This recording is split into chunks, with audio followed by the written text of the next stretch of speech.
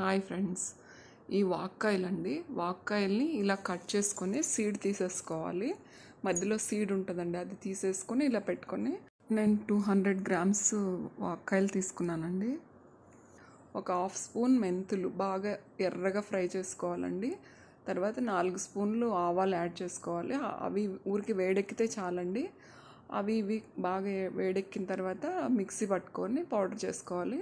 ఇప్పుడు ఈ వాక్కాయ ముక్కల్లో పసుపు యాడ్ చేసుకోవాలి. కారం కూడా 4 స్పూన్లు, పసుపు ఒక హాఫ్ స్పూను, తర్వాత 2 స్పూన్లు సాల్ట్, 2 స్పూన్లు సాల్ట్ వేసుకున్న తర్వాత సాల్ట్ ఇంకా పడుతుందండి, తర్వాత చూసుకొని వేసుకోవాలి, ముక్కకు పట్టేస్తుంది. ఆవు పిండి కూడా మిక్సీ పట్టుకున్నాం కదండి, అదంతా కూడా యాడ్ చేసేసుకోవాలి. తర్వాత ఎల్లుల్లిపాయలు 2 ఎల్లుల్లిపాయలు తీసుకున్నానండి నేను. అవి పొట్టు తీసేసుకున్న తర్వాత కొంచెం గుళ్ళులాగా దాంట్లో కలుపుకొని మరికొన్ని పేస్ట్ చేసుకోవాలి. ఇలా కచ్చా పచ్చా మిక్స్ చేసుకొని ఇప్పుడు 3 స్పూన్స్ ఆయిల్ అండి, నేను 2 యాడ్ చేశాను ఇక్కడ. ఇంకొక స్పూన్ యాడ్ చేసుకోవాల్సి వచ్చింది. ఆయిల్ కొంచెం పట్టిందండి నాకు. ఇప్పుడు అన్నీ కలిపి బాగా మిక్స్ చేసుకోవాలండి. గరిటతో కలిపితే అంత బాగా పట్టుకోదు.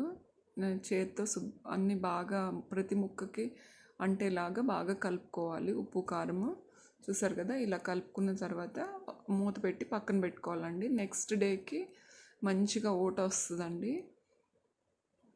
తర్వాత పులుపు అంత సరిపోయినట్టు అనిపించలేదు, నేను ఒక లెమన్ పిండుకున్నాను. మామూలు పులుపు తక్కువ తినే వాళ్ళకి అది సరిపోతుందండి. నాకు కొంచెం ఉంటే బాగుంటుంది అనిపించి ఒక లెమన్ పిండుకున్నాను. మీరు కూడా ఇది ఏమైనా ట్రై చేస్తే అలా లెమన్ యాడ్ చేసుకోవాల్సి వస్తుందండి. చాలా అంటే చాలా బాగుంటుంది టేస్ట్. సీజనల్లో దొరికే ఫ్రూట్ కాబట్టి ఇవి దొరికితే మాత్రం ఖచ్చితంగా ట్రై చేయండి. Thank you for watching.